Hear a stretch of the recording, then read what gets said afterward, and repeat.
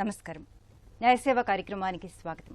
ఇవాల్టి మన అంశం వీలునామా సమస్యలు న్యాయ సహాయం. ఈ అంశంపై సలహాలు సూచనలు అందించడానికి మనతో పాటు ఉన్నారు 11వ junior civil judge city civil court Secunderabad Shrimati Somadri Himabindu garu, అలాగే న్యాయవాది వెట్టెం సాయికృష్ణ గారు. వారిచ్చి విలువైన సలహాలు సూచనలు స్వీకరిద్దాం. జడ్జి గారు, అసలు వీలునామా అంటే ఏంటి, దానికున్న ప్రాముఖ్యత ఏంటి? ముందుగా వీలునామా అంటే ఒక వ్యక్తి తన తదనంతరం తను సంపాదించిన ఆస్తి ఎవరికి చెందాలో అని రాసే డాక్యుమెంట్ని వీలునామా అంటారు. ఈ వీలునామా ఎలా రాయాలి, అది చాలా ఇంపార్టెంట్. ఏదైనా సరే డాక్యుమెంట్లో, ఒక పేపర్ పైన కానీ, ఒక నోటరీ డాక్యుమెంట్ కానీ, ఎనీ లీగల్ డాక్యుమెంట్లో తను సంపాదించిన ఆస్తి ఎవరెవరికి చెందాలి, తను ఏ ఆస్తులు సంపాదించాడు, మోర్ పర్టికులర్లీ ఈ పర్సన్ చాలా స్పెసిఫిక్గా డిస్క్రైబ్ చేస్తూ తన ప్రాపర్టీస్ ఏవైతే ఉన్నాయో అవన్నీ కూడా క్లియర్గా మెన్షన్ చేస్తూ ఒక మినిమం 2 విట్నెసెస్ ఎదుటుగా కూర్చొని రాయాలి. రాసిన తర్వాత తను సంతకం చేయాలి. అలాగే ఆ 2 విట్నెసెస్ ఎవరైతే ఉన్నారో వాళ్ళ సంతకాలు కూడా ఆ డాక్యుమెంట్ పైన తీసుకోవాలి. అప్పుడు దాన్ని వీలునామా అంటారు. అలాగే ఈ వీలునామా ఎప్పుడు ఎఫెక్ట్లోకి వస్తుంది? ఒక వ్యక్తి తను మరణించిన తర్వాతనే ఈ వీలునామాని ఎఫెక్ట్లోకి వస్తుంది. అప్పటి వరకు ఈ వీలునామా అనేది మనకి సంబంధం లేదు. ఒక వ్యక్తి ఎప్పుడైతే చనిపోతారో ఆ చనిపోయిన తర్వాతనే వీలునామా ఎఫెక్ట్లోకి వస్తుంది. అలాగే వీలునామాకున్న ప్రాముఖ్యత ఏంటండి? వీలునామా మెయిన్గా ఎందుకు రాస్తారు అంటే, ఒక వ్యక్తి తను సంపాదించిన ఆస్తిని తను ఇష్టపూర్వకంగా ఎవరికి ఇవ్వాలి అని అనుకుంటున్నారో వాళ్ళకి చెందేలాగా చూసుకునే కాన్సెప్టే ఈ వీలునామా. ముఖ్యంగా తను చనిపోయాక తన వారసులు తన ఆస్తి కోసం ఎటువంటి ఫ్యామిలీ డిస్టర్బెన్సెస్ లేకుండా అందరూ ఈక్వల్గా తీసుకునేలాగైనా సరే, లేదంటే అది తను సొంతంగా సంపాదించిన ఆస్తి కానీ, లేదంటే తన వాటా కింద వచ్చిన వారసత్వ ఆస్తి కానీ, ఏదైనా సరే తను వీలునామా రాయొచ్చు. అలా రాసినప్పుడు ఫ్యూచర్లో వాళ్ళ లీగల్ ఎయిర్స్కి ఎటువంటి ఇబ్బంది లేకుండా అందరూ చక్కగా ఉండడానికి, ఏ కాంప్లికేషన్స్, రిలేషన్షిప్ డిస్టర్బెన్సెస్ లేకుండా ఉండడానికి వీలునామా రాస్తారండి. ఓకే లాయర్ గారు, అలానే వీలునామాలో పొందుపరచాల్సిన విషయాలు ఏంటి? వీలునామాలో స్పెసిఫిక్గా వీలునామా ఎవరైతే ఎగ్జిక్యూట్ చేస్తున్నారో అతన్ని టెస్టేటర్ అంటారండి. టెస్టేటర్ వచ్చేసి ఆ వ్యక్తి తనకు సంబంధించిన పూర్తి వివరాలు, అంటే ఇంటి పేరుతో సహా, తండ్రి పేరుతో సహా పూర్తి వివరాలు రాస్తూ అతను సంపాదించిన ఆస్తి వివరాలు పూర్తిగా రాస్తూ అతను ఎవరెవరికి ఎంతెంత వాటా ఇవ్వాలనుకుంటున్నాడు అన్న విషయాలను కూడా చాలా స్పష్టంగా పేర్కొనాలండి. దానిలో ఈ వీలునామా పత్రాన్ని తెల్ల కాగితం మీదైనా రాసుకోవచ్చు, నోటరీ డాక్యుమెంట్ అయినా రాయొచ్చు, లేదు అంటే రిజిస్ట్రేషన్ ఆఫీస్లో రిజిస్ట్రేషన్ కూడా చేయొచ్చండి. కాకపోతే మేడం గారు, జడ్జి గారు చెప్పినట్టు 2 సాక్షుల సంతకం మాత్రం తప్పనిసరిగా వీలునామాలో ఉండాలి. ఓకే, ఒక కాల్ తీసుకుందాం, మళ్ళీ కంటిన్యూ చేద్దాం. విజయవాడ నుంచి సుబ్రహ్మణ్యం గారు. హలో. హలో, నమస్తే అండి సుబ్రహ్మణ్యం గారు, చెప్పండి. నమస్తే మేడం, గుడ్ మార్నింగ్ సార్. చెప్పండి సార్, నాకు కొడుకు కూతురండి. ఓకే. ఆయన కొడుకు చనిపోయాడండి. కొడుకు చనిపోయాడు, తర్వాత కూతురు ఉందండి. కూతురు మమ్మల్ని చూస్తాం లేదు, మా ఇంటికి రావటం లేదండి. ఓకే. ఆ కొడుకు ఆడబెట్ట ఉందండి. ఆడబెట్ట ఉంది. ఆ కోడలు మమ్మల్ని వదిలేసిందండి, మమ్మల్ని పట్టించుకోవట్లేదు. కొడుకు చచ్చిపోయాడు, వాడిలో కూతురు ఇద్దరు కొట్టేపోయారు, మమ్మల్ని చూడటం లేదు. ఈ ఆస్తి మొత్తం కట్టేసుకోవాలండి. మా నాన్న దగ్గర నుంచి కానీ, మా తాత దగ్గర నుంచి, ఎవరి దగ్గర నుంచి రాలేదండి. ఓకే. ఇప్పుడు ఈ ఆస్తి నేను కొంత భాగం మా మనోరానికి, కొంత భాగం నా కూతురికి రాసి, కొంత భాగం నన్ను చూసినా రాయాలనుకుంటున్నానండి. చచ్చిపోయిందంటే ఇంతకుముందు వీలునామా రాశానండి, అది చేశాను. దాన్ని రద్దు చేసి మళ్ళీ కొత్త వీలునామా రాసుకోవచ్చా?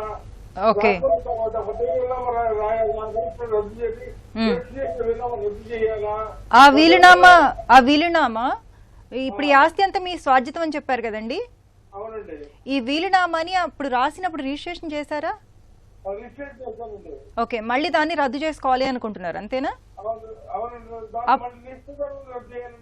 ఓకే, అప్పుడు వీలునామా ఎవరి పేరు మీద రాశారు?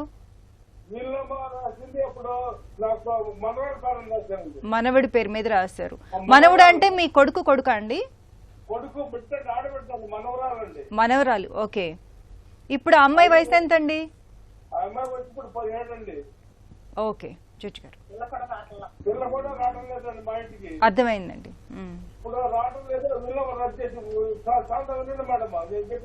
చెప్పండి. ఇప్పుడు ఎందుకంటే వాడు నా రక్తం కాబట్టి నా మనవరాలు నా కూతురు నా రక్తం అండి. వాళ్ళ కొంత ఆస్తి రాస్తారు, రాసిన తర్వాత వాళ్ళు పెట్టుకున్నంత వరకు దాన్ని అనుభవించి దాన్ని అక్షయ పత్రం కార్యక్రమానికి చేయాలనుకుంటున్నానండి.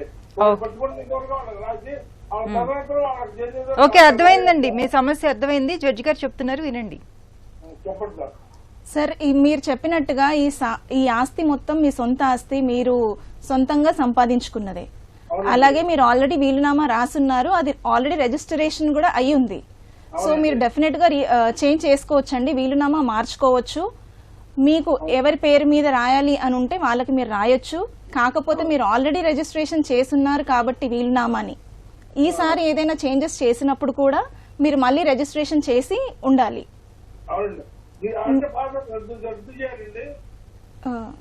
మరొకసారి చెప్పండి. హలో సుబ్రహ్మణ్యం గారు, మరొకసారి చెప్పండి. అంటే వీలునామా రిజిస్టర్ చేస్తామండి, మొదటిసారి రిజిస్ట్రేషన్ రద్దు చేయాలి కదండి. అవునండి, రద్దు చేయొచ్చండి. మీరు ఈ వీలునామాలోనే చేంజెస్ చేసుకోవచ్చండి. చేంజెస్ చేసుకున్నప్పుడు దాన్ని మళ్ళీ రిజిస్ట్రేషన్ చేసుకుంటే సరిపోతుంది. రద్దు చేసుకుంటూ ఇది మళ్ళీ వీలునామా రాస్తూ రిజిస్ట్రేషన్ చేసుకోవాలి సార్. ఎందుకంటే ఆల్రెడీ ఉన్న వీలునామా ఏదైతే మీరు రాసున్నారో అది రిజిస్ట్రేషన్ అయ్యేసి ఉంది. కాబట్టి మీరు మళ్ళీ ఏదైనా చేంజెస్ చేసినా, కొత్త వీలునామా రాయాలి అన్నా తప్పకుండా రిజిస్ట్రేషన్ చేయాలండి. మరో కాల్ తీసుకుందాం అండి. హైదరాబాద్ నుంచి మహేందర్ రెడ్డి గారు. హలో నమస్తే అండి, చెప్పండి. మేడం, నాకు ఊర్లో ఒక 4,000 పొలం ఉంది, ఇక్కడ ఒక 100 జాగ ఉందండి. ఓకే. అయితే మా బ్రదరు కానీ వాళ్ళ అత్త మామ వాళ్ళ భార్య ఆర్థిక ఇబ్బందులు అమ్ముకుందామంటే అమ్ముకొని ఇస్తలేదండి నాకు. అయితే నేను ఏదైనా ట్రస్ట్ కు వెళ్ళి రాద్దాం అనుకుంటున్నాను మేడం. నాకు ఇవ్వాలి, ఏ ట్రస్ట్ ఉంది, ఎవరికి రాయాలి, ఎలా విల్లు రాద్దాం అనుకుంటున్నారండి? ట్రస్ట్ రాయాలనుకుంటున్నాను. ఇప్పుడే తీసుకోవాలి, వాళ్ళు తీసుకొని వాళ్ళు అమ్ముకోవాలి. ఇప్పుడు 4 ఎకరాలు ఉంది అన్నారు కదా ఊర్లో, అది మీ వాటా కింద వచ్చిందా అండి? లేదా కష్టార్జితం అండి. నాకు వాటా కింద వచ్చేది ఇంకా 2 ఎకరాలు వేరే ఉంది, వాటా కింద వచ్చేది వేరే ఉంది. ఓకే. ఇక్కడ కూడా నాకు కష్టార్జితమే, అక్కడ కష్టార్జితమే, ఇక్కడ కష్టార్జితం. Okay okay. అమ్మారు, నాకు 50 సంవత్సరాలు. ఇప్పుడు మీ బ్రదర్ దానికి అబ్జెక్షన్ పెడుతున్నారు, అమ్ముకొని ఇవ్వకండి, అంతేనా అండి? అమ్ముకొని ఇవ్వకుండా బ్రదరు, వాళ్ళ భార్య, వాళ్ళ అత్త, వాళ్ళ మామ అన్ని పాలసీ కేసులు పెట్టుకుంటా. మా చెల్లె కొంచెం బాగా చూసుకుంటారు. మా చెల్లె మీద కూడా వరకట్నం కేసులు పెట్టడము చాలా ఇబ్బంది పడుతుందండి మాకు. ఎవరైనా పనులకు వస్తే వాళ్ళని ఇబ్బంది పెడుతున్నారు. ఇప్పుడు మీరు ఏమనుకుంటున్నారండి, ఏమనుకుంటున్నారు? నేను ఎవరికైనా ట్రస్ట్ కు ఇప్పుడే రాస్తే వాళ్ళు ట్రస్ట్ వాళ్ళు అమ్ముకుంటారా, అమ్ముకొని ఏదైనా చేసుకోగలుగుతారా, వాళ్ళు అలా ఇస్తారా, నాకు ఇబ్బంది రాదు. వాళ్ళకని పోలీసు సెక్యూరిటీ నాకు కొంచెం కల్పించి ట్రస్ట్ తీసుకుంటే నాకు అంతే ఏం లేదు. లాయర్ గారు, నేను వారం సంబంధం లేదు, వదిలేస్తున్నా. అర్థమైందండి. మాత్రమే ఇస్తున్నాను. మహేందర్ రెడ్డి గారు, మీరు స్వతహాగా స్వార్జితంతో సంపాదించిన ఆస్తి కాబట్టి మీకు దానిపైన సంపూర్ణమైనటువంటి హక్కులు ఉంటాయండి. మీరు ఎవరికైనా, ఏ వ్యక్తికే కానీ, ఏ ట్రస్ట్కు కానీ మీరు దాన్ని వీలునామా రాయొచ్చండి. మీరు తెల్ల కాగితం పైన రాయొచ్చు, లేదు అంటే నోటరీ ద్వారా అయినా కానీ వీలునామా రాయొచ్చు, లేదు అంటే రిజిస్ట్రేషన్ ఆఫీస్కి వెళ్ళి ఆ ట్రస్ట్ పైన మీరు రిజిస్ట్రేషన్ కూడా చేయొచ్చండి. మీ తదనంతరం అది ట్రస్ట్ వాళ్ళు దాన్ని వీలునామాగా పరిగణించి దానికి సంబంధించిన మిగతా ప్రాసెస్ చేస్తారండి వాళ్ళు. లేదండి, మీరు మండల ఆఫీస్లో ఎక్కడ ఇవ్వాల్సిన అవసరం లేదు. మీరు రిజిస్ట్రేషన్ చేయిస్తే కనుక ట్రస్ట్ వాళ్ళకు కూడా ఆ రిజిస్ట్రేషన్ కాపీ ఒకటి మీరు రిజిస్టర్ పోస్ట్ చేయండి వాళ్ళకి. రిజిస్ట్రేషన్ అర్థం కాలేదండి, మళ్ళీ ట్రస్ట్ అంటే మేము అలా చెప్పలేమండి. మీరు ఏదైనా మీరు ఎంక్వైరీ చేసుకొని ఓకే, ఆ ట్రస్ట్ వాళ్ళు కూడా ఇబ్బంది పెట్టకుండా అన్నట్టు. మీరు ఒకవేళ మీరు దేవుని కైంకర్యాల కోసం అనుకుంటే కనుక ఏదన్నా గుడికి కానీ, లేదంటే ఏదన్నా దేవస్థానం ట్రస్ట్ కానీ మీరు దాన్ని చేయొచ్చండి. ఇవ్వచ్చండి, మీరు ఏదైనా ఇవ్వచ్చు, ఏదైనా కానీ ల్యాండ్ వీలునామా ఇవ్వచ్చు. కాకపోతే అది అదే అండి, మీరు రిజిస్ట్రేషన్ చేసిన తర్వాత ఆ ట్రస్ట్ కి ఈ కాపీని మాత్రం ఒకటి రిజిస్టర్ పోస్ట్ చేయండి వాళ్ళకి. వాళ్ళ నోటీస్ లో ఉంటుంది, వాళ్ళ రిజిస్టర్ లో ఎంటర్ చేసి పెట్టుకుంటారు. మీ తదనంతరం అది వాళ్ళకి ట్రస్ట్ వాళ్ళు దాన్ని చేసుకుంటారు స్వాధీనం అనమాట, చేసుకుంటారు. స్వాధీనం చేసుకుంటారు. మరో కాల్ తీసుకుందాం అండి. మచిలీపట్నం నుంచి శివకుమార్ గారు. హలో హలో శివకుమార్ గారు. హలో. ఓకే జడ్జి గారు, ఇంతకుముందు కాలర్ మనని అడిగారు, రిజిస్ట్రేషన్ చేశారు వీళ్ళనామాని మళ్ళీ రద్దు చేసుకుంటారు అంటున్నారు. అంటే వీళ్ళనామా అనేది కంపల్సరీ రిజిస్ట్రేషన్ చేసుకోవాలంటారా? వీలునామా మనకి రిజిస్ట్రేషన్ యాక్ట్ ప్రకారం వీలునామాని రిజిస్ట్రేషన్ చేయాల్సిన అవసరం లేదు. కానీ రిజిస్ట్రేషన్ చేస్తే దానికి చట్టబద్ధత అనేది పెరుగుతుంది. లీగల్ వ్యాలిడిటీ, లీగల్ శాంక్టిటీ అనేది చాలా ఎక్కువ ఉంటుంది when it is compare to unregistered document. Okay. So ఈ రిజిస్ట్రేషన్ చేయడం వల్ల యూజ్ ఏంటి అంటే ఫ్యూచర్ లో ఎవరైనా ఫోర్జరీ చేయడానికి కూడా ఆప్షన్ ఉండదు. బికాస్ ఎందుకంటే ఆల్రెడీ డాక్యుమెంట్ రిజిస్ట్రేషన్ అయ్యింది కాబట్టి సో ఒక కాపీ అనేది రిజిస్ట్రేషన్ డిపార్ట్మెంట్ లో డెఫినెట్ గా ఉంటుంది. సో ఆ రిజిస్ట్రేషన్ అయిన డాక్యుమెంట్ ఆ విల్ డీడ్ కాకుండా ఇంకెవరైనా ఫోర్జ్ చేసినా కూడా అది చెల్లదు ఇంకా, ఎందుకంటే there is already registered document. So అలా ఏదైనా చేంజెస్ చేయాలి అనుకుంటే మళ్ళీ ఆ టెస్టేటర్ అంటే వీళ్ళు ఎవరైతే రాశారో వాళ్ళు మాత్రమే చేంజ్ చేసి మళ్ళీ రిజిస్ట్రేషన్ చేయాల్సి ఉంటుంది. సో ఆ రిజిస్ట్రేషన్ చేసే టైంకి ఎవరైనా ఫోర్జరీ చేయాలనుకున్నా కూడా చేయలేరు, ఎందుకంటే రిజిస్ట్రేషన్ అనేది కంపల్సరీ. ఎప్పుడు ఆల్రెడీ ఉన్న బిల్ రిజిస్ట్రేషన్ అయి ఉన్న సిచ్యువేషన్స్ లో నెక్స్ట్ టైం ఏ చేంజెస్ చేసినా కూడా రిజిస్ట్రేషన్ మ్యాండేటరీ. ఓకే. శివకుమారి గారు మచిలీపట్నం నుంచి. హలో. హలో మేడం గారు, గుడ్ మార్నింగ్ అండి. గుడ్ మార్నింగ్ అండి, చెప్పండి. అంటే ఇదే మన రిజిస్ట్రేషన్ దాని గురించి అడుగుదామని వస్తా మేడం గారిని. అడిగండి అమ్మా. అదే మేడం గారు, ఏంటంటే ఇప్పుడు మా నాన్నగారిని ఒక ఆవిడ దత్తత తీసుకుందండి. ఓకే. ఆ తీసుకున్న ఆవిడ ఏం చేసిందంటే ఆవిడకి ఇల్లు ఉంది, అది మా నాన్నగారికి రాజేసింది ఆవిడ. ఓకే. అప్పుడు ఏమైందంటే ఇక అప్పుడు ఆవిడ చనిపోయింది. చనిపోయిన తర్వాత నెక్స్ట్ ఏమైందంటే మా అన్నయ్య మేమండి 4 ఆడపిల్లలు, ఒక మగపిల్లడు. అయితే అదే నాన్నకి రాజేసిన తర్వాత నాన్నగారు కూడా ఈ మధ్యన చనిపోయారండి. చనిపోయిన తర్వాత ఏమైందంటే అంతకు ముందు అలాగే ఉంది అది రిజిస్ట్రేషన్, ఏమి దాన్ని కలపలా మా అన్నయ్య. ఓకే. ఎవరిని కనుక్కున్నాడో తెలియదు కానీ మళ్ళీ ఆయనకు ఒక ఐడియా వచ్చింది. ఏంటంటే ఇది 5 రకాలుగా విభజించి, అంటే అమ్మకి, మా నలుగురికి, అన్నకి అన్నట్టుగా రాయించాడు వాటాలేయించి. ఓకే. మా అందరితోనూ అన్ని ఆధార్ కార్డులు తీసుకున్నాడు, అలా చేయించాడు. వాటాల కింద వస్తుందమ్మా మీ అందరికి కూడా, రేపు ఆస్తి అమ్మినా లేదు వాటాల పరంగా వస్తాలకు గది ఇచ్చినా మీ అందరికి వస్తుందని చెప్పాడు అప్పట్లో. ఇంకోటి ఏమైందంటే మాలో కొంచెం పెద్దగా ఇంగ్లీష్ హిందీలో వచ్చిన వాళ్ళం కాదు, ఏదో నార్మల్ గా గవర్నమెంట్ స్కూల్లో చదివిన వాళ్ళం కాబట్టి అంత నాలెడ్జ్ లేదు మాకు.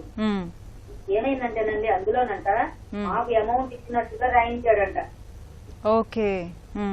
వీళ్ళు డబ్బులు తీసుకొని వీళ్ళ ఆస్తి నాకు రాజేశారని చెప్పి రాయించి మా అమ్మ దగ్గర నుంచి మా కొడుకు రాయించేస్తున్నాడండి మా అన్నయ్య. మనవాడి పేరు మీద పెట్టించేసుకున్నాడంట. అందులో మీ సంతకాలు ఏమైనా పెట్టారా ఎప్పుడైనా తెలియకుండా? మీకు తెలియకుండా కాదు, రిజిస్ట్రేషన్ రోజున పెట్టుకున్నాం అందరం కూడా, ఫ్యామిలీ అందరం. ఓకే. ఆ సంతకాలని అలా మార్పిడి చేశారు ఆయన, అంతేనా? అవునండి, అవును. ఓకే జడ్జి గారు. మీరు అన్నట్టుగా ఒకవేళ మీకు నిజంగా తెలియకుండా ఆ రిజిస్ట్రేషన్ చేసిన డాక్యుమెంట్స్ లో ఏదైతే మెన్షన్ చేసిందో మీరు ఇంత సొమ్ము తీసుకొని ఇంత అమౌంట్ తీసుకొని మీరు సంతకాలు చేశారు, అమ్మారు అని, అది గనక నిజం కాకపోతే మీరు కోర్టును అప్రోచ్ అవ్వచ్చండి. మీరు కోర్టుకు వెళ్ళి కేసు వేసుకుంటే మీ దావాని బట్టి జడ్జి గారు మీరు పెట్టే సాక్ష్యాలను బట్టి కోర్టు తీర్పు వస్తుంది. మీరు డెఫినెట్ గా సివిల్ సూట్ ఫైల్ చేయొచ్చు ఈ విషయంలో. మరో కాల్ తీసుకుందాం అండి. బెంగళూరు నుంచి వెంకట్ గారు. హలో. Hello madam. వెంకట్ గారు నమస్తే అండి, చెప్పండి. నమస్తే మేడం. మేడం నేను బెంగళూరులో ఉంటాను మేడం. ఓకే. మేడం నేను ఒక సైట్ తీసుకున్నాను, అది ప్రాబ్లం క్రియేట్ చేస్తున్నారు. విషయం ఏంటంటే 1965 లో పేరెంట్స్ ఇద్దరు కూతుర్లు ఉంటే వాళ్ళ పేరుతో చెరువు ప్రాపర్టీ పార్టీషన్ డీడ్ చేశారు మేడం 1965 లో. ఓకే. 1989 లో మాకు అమ్మిన వాళ్ళు దాన్ని సైట్ చేసి 1989-90 లో సైట్ చేసి అమ్మేశారు మేడం. ఓకే. మాకు అమ్మిన 1990 లో తీసుకున్నాడు సైట్. అది నేను 2011 లో నేను కొన్నాను మేడం అది. ఓకే. ఇప్పుడు ప్రెసెంట్ ఏంటంటే 1965 లో ఏదైతే బిల్లు చేశారో పేరెంట్స్, వాళ్ళల్లో ఫాదర్ చనిపోయాడు, మదర్ బతుకుంది ఎప్పుడు 2007 వరకు. 2007 లో మదర్ తో క్యాన్సిల్ చేపించి అది డీడ్ ఏది 65 లో రాసింది 2007 లో క్యాన్సిల్ చేసి రెండో కూతురు కోడలు ఆయన పేరుతో వీలునామా రాపించుకున్నాను. ఆయన వచ్చి ఇప్పుడు ఇది నాది అని చెప్పేసి గొడవ చేస్తున్నారు. ఎవరు నాది అంటున్నారు? 1965 లో ఎవరైతే రిజిస్ట్రేషన్ చేశారో ఆయన నాది అంటున్నారా? లేదు మేడం, 1965 లో చేసిన వాళ్ళు మాకు అన్నారు, వాళ్ళ దగ్గర నుంచి సమస్య ఏమీ లేదు మేడం. 1989 లో అతను 89 లో తీసుకున్నాడు, ఆయన మాకు అమ్మినాడు, ఆయన దగ్గర నుంచి కూడా సమస్య లేదు.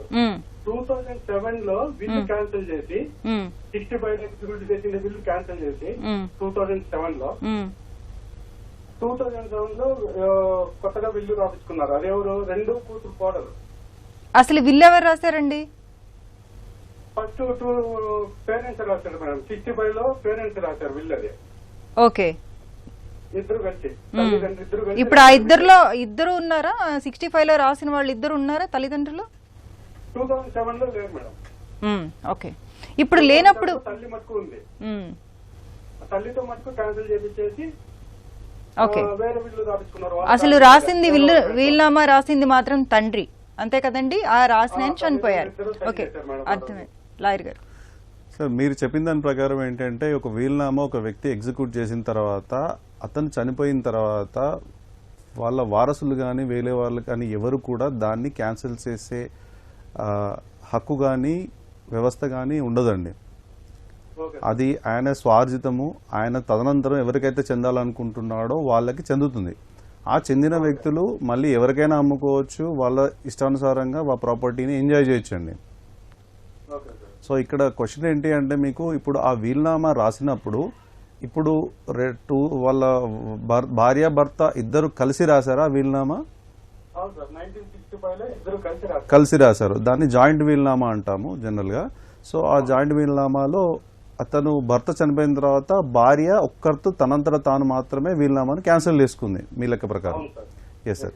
సో అక్కడ తను ఏంటంటే తనకు ఆ వీలునామాలో డీటెయిల్ డిస్క్రిప్షన్ ఉండాలి సార్. అంటే తన ఆస్తి ఏంటి, భర్త ఆస్తి ఏంటి, భార్య ఆస్తి ఏంటి అని చెప్పేసి జాయింట్ వీలునామాలో ఫస్ట్ దాని గురించిన వివరాలు ఉంటాయండి. ఆమె ఒకవేళ క్యాన్సిల్ చేసుకోవాలనుకున్నా కానీ ఆమె ప్రాపర్టీకి సంబంధించిన ఎక్స్టెంట్ మాత్రమే స్కోప్ ఉంటుంది. భర్తకు సంబంధించిన ప్రాపర్టీకి సంబంధించి వీలునామాని క్యాన్సిల్ చేసుకునే హక్కు ఆమెకు లేదు. సో దీన్ని మీరు నాకు మీ ద్వారా అర్థమైంది ఏంటి అంటే అది మల్టిపుల్ ట్రాన్సాక్షన్స్ కూడా అయ్యింది ప్రాపర్టీ. సో మీరేంటి అంటే ప్రాపర్గా సివిల్ కోర్టును అప్రోచ్ అయ్యి మీరు దావా వేస్తే కనుక మీకున్న డాక్యుమెంట్స్ అవైలబుల్ డాక్యుమెంట్స్ పట్టుకొని మీకు న్యాయం జరుగుతుందండి. మరో కాల్ తీసుకుందాం అండి. మడకసిరి నుంచి కృష్ణమూర్తి గారు. హలో. హలో, నమస్తే అండి, చెప్పండి. మేడం నమస్తే. మేడం చెప్పండి. మేడం మా పొలం 3 ఎకరాల 75 సెంట్ల పొలం ఉంది మేడం. ఓకే. అందుకు మేము దాదాపు 40 సంవత్సరాల నుంచి దాన్ని సాగు చేస్తున్నాము. ఆ భూమికి సంబంధించిన రికార్డు వచ్చి కోర్టులో మేము డిగ్రీ కాపీ అయింది మేడం, మాకు మడకసిర కోర్టులో. అంటే ఏ సందర్భంలో అయిందండి? మేడం ఆ భూమి మేము దాకప్ప అనే దగ్గర కొన్నాం మేడం. ఆయన దగ్గర నుంచి కొన్న తర్వాత మేము మళ్ళీ ఆయన రివర్స్ అయినారు మేడం మా పైన. ఓకే. ఆ రివర్స్ అయిన తర్వాత మేము కోర్టుకి వేసాం. అంటే మీరు రిజిస్ట్రేషన్ చేసుకోలేదా అండి ఆ టైంలో? లేదు మేడం, అది ఇది మేడం గవర్నమెంట్ ల్యాండ్ మేడం అది. ఓకే, గవర్నమెంట్ ల్యాండ్ ని మీకు అమ్మారు ఆయన? అమ్మినారు మేడం. ఏదో ఆరోగ్య ఇబ్బంది అనేసి ఆరోగ్య పరంగా డబ్బు తీసుకున్నాడు మా దగ్గర. అమ్మినాడు, మళ్ళీ రివర్స్ అయినారు మేడం ఆయన 40 సంవత్సరాల తర్వాత. 40 సంవత్సరాలు అయిన తర్వాత మేడం. ఓకే. మళ్ళీ మేము మడకసిర కోర్టులో కేసు చేస్తాం మేడం. అది జడ్జిమెంట్ కాపీ అయింది, డిగ్రీ కాపీ కూడా అయింది మేడం, పర్మనెంట్ ఇంజక్షన్ ఆర్డర్ కూడా అయినది మేడం. ఓకే. మళ్ళా వచ్చి ఇప్పుడు ఆయన మాకు తెలియకున్నట్ల వేరే వాళ్ళకి అమ్మినట్లు అమ్మి వేరే వాళ్ళు పట్టా చేయించుకున్నారు మేడం. ఓకే. వాళ్ళు ఆయన కొడుక్కి వీలునామా రిజిస్ట్రేషన్ చేశారు మేడం. దీనికి పరిష్కారం ఎట్లా మేడం? ఇప్పుడు భూమి సాగు ఎవరు చేస్తున్నారండి? మీరే చేస్తున్నారా? నేనే మేడం, నేనే. కృష్ణమూర్తి. ఇప్పుడు కూడా మీరే ఉన్నారా? ఇప్పుడు కూడా భూమి కబ్జాలో మీరే ఉన్నారా? నేనే సాగు చేస్తున్నాం మేడం. ఓకే. జడ్జి గారు, భూమి పొజిషన్ లో మీరు ఆల్రెడీ ఉన్నారు కదండి కృష్ణమూర్తి గారు? అవును మేడం. సాగు చేస్తుంది కూడా మీరే కదా? అవును మేడం. అండ్ మీ ఫేవర్ లో ఇంజంక్షన్ ఆర్డర్ కూడా ఉంది కదా? అవును మేడం. సో మీ ఫేవర్ లో ఇంజెక్షన్ సార్ చెప్పండి. మేడం ఇక డిగ్రీ కాపీ ఉంది, మళ్ళా జడ్జిమెంట్ కాపీ కూడా ఉంది, మళ్ళా పర్మనెంట్ ఇంజెక్షన్ కూడా ఉంది మేడం. చాలా మంచిది. మీ ఫేవర్ లో ఇన్ని ఆర్డర్స్ ఉన్నాయి కాబట్టి ఒకవేళ వాళ్ళు ప్రాపర్టీ మాది అని చెప్పి మీరు ఇంజంక్షన్ వేసుకున్నప్పుడు టైటిల్ డిక్లరేషన్ ఏమైనా వేసుకున్నారా అండి? ఓన్లీ ఇంజంక్షన్ ఆర్డర్స్ కే వేసుకున్నారా? మేడం అది మా నాన్నగారు చేశారు, అప్పుడులో నేను సరిగ్గా తెలియదు మేడం. అది లెక్కలో పర్మనెంట్ ఇంజెక్షన్ ఆర్డర్ డి పట్టా కూడా ఉంది మేడం మాకు. ఓకే, అయితే మీకు తెలిసినంత వరకు మీ ఫేవర్ లో పర్మనెంట్ ఇంజంక్షన్ ఆర్డర్ ఒకటి ఉంది అనేసి అంటున్నారు కదా. సో ఇలాంటి టైంలో మీరు పొజిషన్ లో ఉన్నంత వరకు ఎవరైనా వచ్చి మీకు డిస్టర్బెన్స్ చేస్తే, మీ పొలంతో ఎవరైనా ఇంటర్ఫియర్ అవుతే మీరు డిసొబీడియన్స్ పిటిషన్ ఒకటి వేసుకోవచ్చండి. ఎందుకంటే మీ ఫేవర్ లో ఆల్రెడీ ఇంజంక్షన్ ఆర్డర్ ఉంది కాబట్టి. ఇంకొకటి ఏంటి అంటే ఒకసారి మీ దగ్గర ఉన్న డిగ్రీ కాపీలో చూడండి, title declaration along with perpetual injunction వేసుకున్నారా, లేదు అంటే ఓన్లీ ఇంజంక్షన్ కి అప్లై చేశారా ఆ టైంలో? అదే పర్మనెంట్ ఇంజంక్షన్ ఉందండి మీ ఫేవర్ లో. అలాగే ఆ సూట్ వేసేటప్పుడే మీ నాన్నగారు టైటిల్ కోసం ఏమైనా వేసుకున్నారా? ఎందుకంటే మీరు కొన్నాము అనేసి అంటున్నారు కదా. సో మీరు అలా కొన్నప్పుడు మీ దగ్గర డాక్యుమెంట్స్ అన్ని ఉంటాయి కదా. సో అందుకనే ఒకసారి టైటిల్ డిక్లరేషన్ ఏమైనా వేశారా, ఆ టైటిల్ డిక్లరేషన్ కూడా ఏమైనా డిగ్రీ అయ్యిందా మీకున్న ఇంజంక్షన్ ఆర్డర్ కాపీలో, డిగ్రీ కాపీలో ఒక్కసారి చెక్ చేసుకోండి. ఒకవేళ అలా గనక లేకపోతే మీరు టైటిల్ కోసమని డిక్లరేషన్ ఆఫ్ టైటిల్ సూట్ వేసుకోవచ్చండి. మేడం ఏం లేదు మేడం, చిన్న రిక్వెస్ట్ మేడం. చెప్పండి మేడం. ఇప్పుడు మా పక్క చేరాయన పట్టాలు చేయించుకునేసి వాళ్ళ కొడుక్కి ఇది చేశారు, వీలునామా చేశారు మేడం. అది ఎట్లా చేయాలి మేడం పరిష్కారం? మీ పక్క పొలం అంటే మీ బౌండరీ ఏమైనా టచ్ అవుతుందా అండి? మీ పక్క పొలం అతనికి మీకు టచ్ ఏం కాదు మేడం. ఆయన అంటే మీరేమన్నా మీ పిల్లలకి వీలునామా రాయాలనుకుంటున్నారా? అవును మేడం. ఓకే, మీరు మీ పిల్లలకి వీలునామా రాయాలనుకుంటే మీ ప్రాపర్టీని రాయొచ్చండి. వాళ్ళ వీలునామా చెల్లదా మేడం? మీరు ఫస్ట్ ఏం చేయాలి అంటే, మీకు ఆల్రెడీ పొజిషన్ లో ఉన్నారు, మీరు ఆల్రెడీ ఎప్పుడు కొన్నారు ప్రాపర్టీ?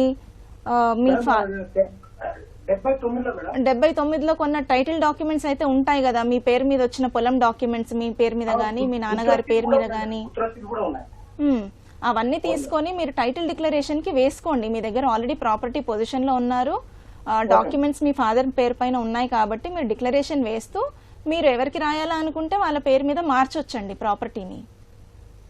మరో కాల్ తీసుకుందాం అండి. బెంగళూరు నుంచి భూపతి గారు. హలో హలో అండి, చెప్పండి. నమస్కారం అమ్మా. నమస్తే అండి. అదే మేడం, మాది 5 ఎకరాల పొలం ఉంది పొంగనూరు మండలంలో. ఓకే, పొంగనూరు మండలం బాలమూరు అని. ఓకే, అది మా తండ్రి గారు మేము తీసి మా అమ్మ పేరులో 5 ఎకరాలు రాసినారు. ఓకే, ఇప్పుడు మేము ఏదో మన పని గురించి బెంగళూరు వరకు సెటిల్ అయినాం. మేము బెంగళూరు పని చేసుకుంటా ఉన్నాము. మా అన్నయ్య అక్కడ వాళ్ళ కూతురుకి మన వాళ్ళకి అందరికి రాసేసినారు మేడం. ఓకే, మీ అమ్మగారి పేరు మీద ఉంది కదండి ఆస్తి? మా అమ్మ కలుకమ్మ అని మా అమ్మగారి పేరులో ఉండేది మేడం 5 ఎకరాల పొలము. మీ అమ్మగారు ఇప్పుడు ఉన్నారా అండి? మా అమ్మగారు గా పోయినారు మేడం, వాళ్ళు పోయినారు. ఓకే, మరి ఆస్తి మరి అక్కడి నుంచి మీరు తర్వాత మీ అమ్మగారి ఆస్తి మరి ఎవరికి వెళ్ళిందండి? ఆవిడ చనిపోయాక మీకే వస్తుంది కదా? మా అన్నకి ఒక్క కొడుకు 2 కూతుర్లు. ఓకే, వాళ్ళ కూతురు పైన రాసేసినారు మేడం, కూతురు పైన రాసి పెట్టేసినాడు. ఓకే, అంటే మీ అమ్మగారి చేత రాయించాడా అండి ఆవిడ చనిపోక ముందే? మా అమ్మ అనంతరం మా అమ్మ మరణించిన తర్వాత మా అన్నయ్య రాయించేసినాడు. ఓకే, ఆయనకి ఏమి అటాచ్ ఉంది ఏమనేది మనకి ఏమి తెలియలేదు మేడం. ఆయన రాయించినాడు. అంటే ఎవరి చేత రాయించాడండి? ఆవిడ చనిపోయినాక ఆవిడ లేరు కదా, ఎవరి చేత రాయించాడు? మా అమ్మ నాకు రాయించింది, నేను నా కూతురుకి రాస్తాను అనేది రాయించేసినారు మేడం. ఓకే, లాయర్ గారు. సో వినండి, మా అమ్మ రాసినట్లు ఏది అక్కడ అర్థమైందండి, మీ సమస్య అర్థమైంది. లాయర్ గారు చెప్తున్నారు, వినండి. భూపతి గారు, ఏంటంటే మీ తండ్రి గారి స్వార్జితమైనటువంటి ఆస్తి ఆయన బతికుండగా మీ తల్లి గారి పేరుకి రాసిచ్చారు. తనకి అప్పుడు తండ్రి గారిది సపరేట్ ఉంది, మా తల్లి గారిది సపరేట్ ఉంది. ఇప్పుడు మీ తల్లి గారికి చెందిన ప్రాపర్టీని మీ అన్నయ్య వాళ్ళ పిల్లల పేరు మీదకి చేపించాడు, అంతేనా అండి? అవునండి అవునండి. సో మీ ఆమె దాన విక్రమ్ రాసినారు. దానపత్రం రాసిందా మీ అమ్మ? అవును సార్, అవును. మా అమ్మ రాసిచ్చింది సార్. మా అన్నయ్య ఎక్కడో డూప్లికేట్ పత్రం చేసుకుని మా అన్నయ్య ఇప్పుడు కూతురుకి రాయించేస్తున్నారు. ఓకే, మీరు చెప్పిన దాని ప్రకారం అతను డూప్లికేట్ పత్రం రాశారన్నారు కదండి, అది మీరు సివిల్ కోర్టులో దావా వేయండి. ఆ దావా వేసి అందులో గనక ఈ పత్రాన్ని సృష్టించి, దొంగ పత్రాన్ని సృష్టించి తయారు చేసి ఈ ప్రాపర్టీని మీ అన్నగారు ఇలా చేశారని చెప్పేసి ఒక దావా వేయండి. అది కనుక మీరు రుజువు చేసుకోగలిగితే గనక తల్లికి సంబంధించి మీరు కూడా వారసులు కాబట్టి మీకు కూడా వాటా వస్తుందండి. సార్ మేము హైకోర్టుకి వెళ్ళామండి. ఆల్రెడీ కేసు పెండింగ్ లో ఉందా అండి? పెండింగ్ లో ఉంది సార్. హైకోర్టుకి వెళ్ళినాము. హైకోర్టులో మాకి సమాన హక్కు వాళ్ళకి ఉంది కాబట్టి వాళ్ళకి తెలిసిందని చెప్పి మా తహసీల్దారు, వీఆర్ఏ గారు వాళ్ళందరికీ కేసు ఇచ్చినారు. హైకోర్టులో నుంచి డిసిషన్ ఇచ్చినారండి ఆర్డర్. మీ ఫేవర్ ఇప్పుడు ఆర్డర్ వచ్చిందా అండి హైకోర్టులో? సార్ హైకోర్టులో మాకి తెలిసిందని చెప్పి ఆర్డర్ ఇచ్చినారు. భాగాలు ఇచ్చేయండి అని. పార్టీషన్ చేయమని. ఇక్కడ వీఆర్, ఎన్ఆర్ఐ వాళ్ళు మా అన్నయ్య కొంచెం పెద్ద మంది కాబట్టి ఆయన దగ్గర ఏమో సరే, చేసినట్లున్నారు. అర్థమైందండి. మీరు ఆ ప్రాపర్టీ మీ అన్నయ్య డిగ్రీ వచ్చింది కానీ మీరు మీ అన్నయ్య గారు బాగా పంపకాలు చేయకుండా అడ్డుపడుతున్నారు, అంతే కదండి? సరే, అయితే మీరు దానికి ఏం చేయండి అంటే అక్కడ సివిల్ కోర్టులో ఏదైతే మీరు కోర్టులో వేశారో అదే కోర్టులో మీరు ఈపీ వేసుకోవాలి. ఎగ్జిక్యూషన్ పిటిషన్ అంటారనమాట. ఎగ్జిక్యూషన్ పిటిషన్ వేసుకుంటే కనుక డిగ్రీని ఇంప్లిమెంట్ చేస్తుంది సివిల్ కోర్టు. ఏదైతే కోర్టులో మీరు దావా వేసి రన్ చేశారో ఆ ఈపీ ఎగ్జిక్యూషన్ పిటిషన్స్ ప్రొసీడింగ్స్ ప్రకారము మీకు బాగా పంపకాలు జరిగి కోర్టు వారే మెట్స్ అండ్ బౌండ్స్ కింద, అంటే మీకు ఏ హద్దులు ఎక్కడొస్తాయి అని చెప్పేసి చేసి కోర్టు వారే దాన్ని డివైడ్ చేసి అడ్వకేట్ కమిషనర్ వేసి మరి మీరు ప్రేయర్ చేస్తే కనుక అడ్వకేట్ కమిషనర్ అపాయింట్ చేసి మరి మీకు సంబంధించిన మిడ్స్ అండ్ బౌండ్స్ హద్దులు ఇస్తారండి కోర్టు వారు. మరో కాల్ తీసుకుందాం అండి. శ్రీనివాసులు గారు ప్రకాశం జిల్లా నుంచి. హలో. నమస్తే మేడం. నమస్తే అండి, చెప్పండి. మేడం మేము నలుగురు అన్నదమ్ములం మేడం. మా అమ్మ మా నాయన ఇద్దరు చనిపోయారు. ఓకే. పెద్దల నుంచి వచ్చిన ఆస్తి ఒక 4 ఎకరాలు ఉంది. మేము ఒక 30 ఎకరాలు కష్టపడి కొన్నాం మేడం ముగ్గురం కలిసి. అయితే నేను మూడవాడిని మేడం. నాకు పిల్లలు లేరు అనే ఉద్దేశంతో అందులో రెండో ఆయన ఆస్తి పంచకుండా కనీసం నన్ను ఇల్లు తీసుకొని కూడా ఇబ్బంది పెడుతున్నారు మేడం. దీనికి పరిష్కారం ఏంటని తెలియజేస్తారని మేడం. ఓకే, ఇప్పుడు 30 ఎకరాలు ప్లస్ మీ తల్లిదండ్రులు సంపాదించిన 4 ఎకరాల మీద మొత్తం 34 ఎకరాలు లో మీకు. 4 ఎకరాలు మేము నలుగురు అన్నదమ్ములం మేడం. ఓకే, ఇందులో అసలు ఏం వాటా ఇవ్వట్లేదండి? ఓకే, అర్థమైంది. అందులో ఫస్ట్, సెకండ్, థర్డ్ మేము ముగ్గురం కలిసి 30 ఎకరాలు కొన్నాం మేడం. ఓకే. కాకపోతే సెకండ్ పర్సన్ ఏంటంటే నాకు పిల్లలు లేరు, పంచితే నేను ఎవరికి ఇస్తాననేమని ఆయన పంచకుండా పేచి పెడుతున్నాడు మేడం. కనీసం ఇల్లు కూడా కట్టుకోలేదు. ఇప్పుడు ఆ 30 ఎకరాలు మీ ముగ్గురు పేరు మీద ఉందా? Joint registration madam. Okay, judge గారు. కాకపోతే ఏమంటున్నాడంటే రెండో ఆయన నేను పంచం కోర్టు శాపం చేసుకోపో అంటున్నాడు మేడం. వేరే వాళ్ళకి తెలిసిన సమాచారం ఏంటంటే ఇప్పుడు మాకు 56 ఇయర్స్ మేడం. ఓకే. కోర్టుకు వేస్తే ఇట్లా సాగరిస్తే కనీసం ఒక 10 years సాగరిస్తే ఇల్లేం చేసుకోలేరు కదా, ఆ తర్వాత అంతా మా పిల్లలకు వస్తుంది అనే ఆలోచనతో ఇట్లా బైఫర్కేషన్ చేయకుండా అడ్డుపడుతున్నాడని వేరే వాళ్ళతో అంటే వాళ్ళు వచ్చి మాతో చెప్పారు మేడం. ఓకే, జడ్జి గారు. ఆల్రెడీ ప్రాపర్టీ మీ ముగ్గురు పేరు పైన రిజిస్ట్రేషన్ అయ్యేసి ఉంది కదండి శ్రీనివాస్ గారు, 30 ఎకరాలు. కాకపోతే ఆ రిజిస్ట్రేషన్ లో హద్దులు రాసుకోలేదు మేడం, ఎవరికి ఎక్కడ రాసుకోలేదు, జనరల్ గా రాసుకున్నాం. ఓకే, ఏం పర్వాలేదండి, హద్దులు లేకపోయినా పర్వాలేదు. అందులో మీ ఆస్తి హక్కుని కాదనే అవకాశం ఎవరికి లేదు. మీకు అందులో వాటా ఉన్న తీరుగానే లెక్క. ఎందుకు అంటే ప్రాపర్టీ రిజిస్ట్రేషన్ చేసుకునేటప్పుడే మీరు ముగ్గురు పేరు మీద తీసుకున్నారు, ముగ్గురు ఇన్వెస్ట్ చేశారు, ముగ్గురు పేరు మీద రిజిస్ట్రేషన్ జరిగింది. సో మీ బ్రదర్ ఎవరైతే ఉన్నారో, మీ అన్నయ్య గాని తమ్ముడు గాని, వాళ్ళు నోటితో మీకు వాటా లేదు అన్నంత మాత్రాన మీకు వాటా ఉండకుండా పోదు. మీకు డెఫినెట్ గా వాటా ఉంటుంది. మీరు అది అమ్ముకున్నప్పుడు గానీ, లేదు మీరు దాంట్లోనే పార్టీషన్ చేసుకోవాలి అన్నప్పుడు గానీ మీరు పార్టీషన్ సూట్ వేసుకుంటే మీ కోర్టు ఎవరికి ఎంత వస్తుంది అనేది సూట్ లో డిక్రీ అవుతుందండి. అదే మేడం, ఇప్పుడు ఏంటంటే నాకు లేదు అని అండంలా మా బ్రదర్ వేసుకొని తిను అంటున్నాడు, కానీ బైఫర్కేషన్ చేయమంటే ఒప్పుకోవడం లేదు. అందుకే అండి బైఫర్కేషన్ అంటే పార్టీషనే కదా మీరు అనేది, పార్టీషన్ అడుగుతున్నారు కదా. సో తను పార్టీషన్ చేయకపోతే మీకు పార్టీషన్ అడిగే రైట్ ఉంది కాబట్టే మీరు పార్టీషన్ సూట్ వేసుకోవచ్చు. మీకు పార్టీషన్ అవుతుంది ప్రాపర్టీ, మీరు సూట్ వేసుకొని దావా నడిపించుకుంటే మీకు ఆల్రెడీ షేర్ ఉంది కాబట్టి అందులో తను మీ రైట్ లేదు అనట్లేదు, కాకపోతే ఇవ్వను అంటున్నారు. అందుకనే మీరు సూట్ వేసుకుంటే మీకు డిగ్రీ అవుతుంది పార్టీషన్ సూట్, మీ దగ్గర డాక్యుమెంట్స్ ఆల్రెడీ ఉన్నాయి కాబట్టి. Okay, thank you so much అండి. ఇప్పటివరకు మనం వీలునామా సమస్యలు, న్యాయ సహాయం అంశంపై సలహాలు, సూచనలు స్వీకరించాం. వచ్చే శనివారం 9:30 న్యాయ సేవా కార్యక్రమంలో మళ్ళీ కలుసుకుందాం. అంతవరకు సెలవు. నమస్కారం.